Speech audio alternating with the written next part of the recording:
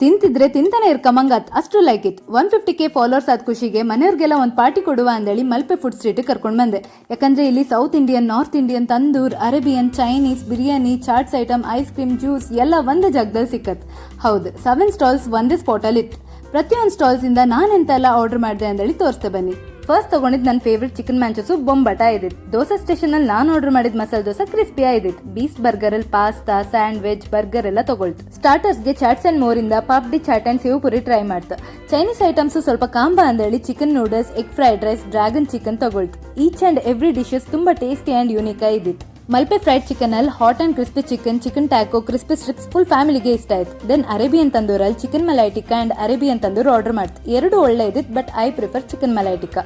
Main course ಅಲ್ಲಿ chicken biryani ಮತ್ತೆ egg biryani ತಗೊಳ್ತಾ. ಅಷ್ಟೇ ಅಲ್ಲ, ಸೀ ಫುಡ್ ಲವರ್ಸ್ ಗೆ fish fry, prawns ghee roast, crab ಕೂಡ ಸಿಕ್ಕತ್. ಇಷ್ಟೆಲ್ಲ ತಿಂದು ಸ್ವಲ್ಪ ಕೂಲ್ ಮಾಡ್ಕೊಳಕ್ Oreo, pineapple, strawberry milkshake ತಗೊಳ್ತಾ. ಲಾಸ್ಟ್ ಅಲ್ಲಿ ಒಂದು ಡೆಸರ್ಟ್ ಇಲ್ಲ ಅಂದ್ರೆ ಇಟ್ಸ್ ಇನ್ಕಂಪ್ಲೀಟ್ ಅಂತ ಟೈಟಾನಿಕ್ ಐಸ್ ಕ್ರೀಮ್ ಜೊತೆಗೆ ಗಡ್ಬಡ್ ಕೂಡ ಆರ್ಡರ್ ಮಾಡಿ. Overall food taste and quality 10 out of 10. ಇಲ್ಲಿ ಫ್ರೀ ಪಾರ್ಕಿಂಗ್ ಫೆಸಿಲಿಟಿ ಕೂಡ ಅವೈಲೇಬಲ್ ಇತ್ತು. ಲೊಕೇಶನ್ ಹಾಗೂ ಕಾಂಟ್ಯಾಕ್ಟ್ ಡೀಟೇಲ್ಸ್ ನಾನು ಕ್ಯಾಪ್ಷನ್ ಅಲ್ಲಿ ಮೆನ್ಷನ್ ಮಾಡಿರ್ತೆ. ಏಪ್ರಿಲ್ 4 ಗ್ರ್ಯಾಂಡ್ ಓಪನಿಂಗ್ ವಿಸಿಟ್ ಮಾಡೋದು ಮಾತ್ರ ಮರಿಬೇಡಿ.